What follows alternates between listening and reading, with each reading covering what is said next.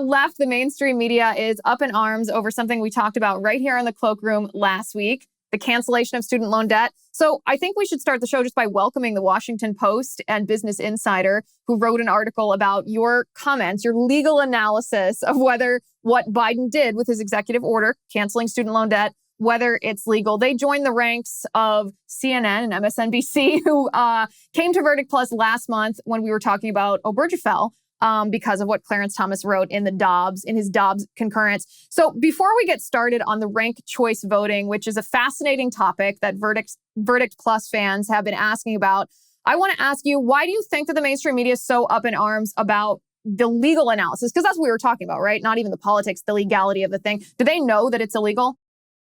Well, they seem to. You look at the Washington Post story, they wrote about Cloakroom, and they basically acknowledge that it's contrary to the law.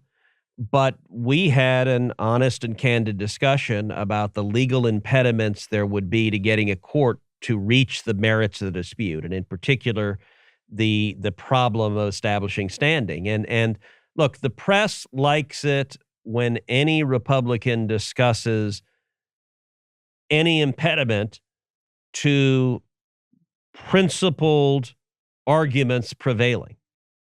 They like that, gosh, wait, this illegal student loan giveaway, maybe it survives. I will say, since we did the last cloakroom, we talked about different scenarios of who might have standing, and I actually reached out to one of the top Supreme Court litigators in the country, who's a dear friend of mine, and he and I were brainstorming a little bit more on standing after we did the cloakroom last week. And he came up with one more scenario, one other group of people that would have standing, and I think it's probably the strongest case for standing. And that is a student loan processor. So a company that is processing student loans.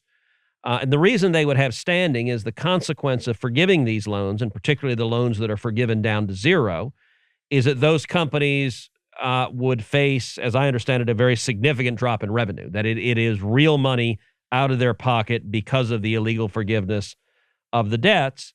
That would almost surely clear the hurdle for standing. The downside is if you have someone that is processing student loans and administering student loans, they're doing business with the federal government, so they may not be willing to sue because they don't want to piss off the feds. But legally, they would have quite a strong argument for standing to be able to make the legal argument. And if it gets to the merits, I think the executive order gets struck down. I think it goes to the Supreme Court and is probably struck down 6-3, the same margins we saw on other lawless assertions of power by the Biden White House. So there is one group of plaintiffs that likely has standing, but time will tell whether they will have the courage to be willing to bring lawsuit to press the claim.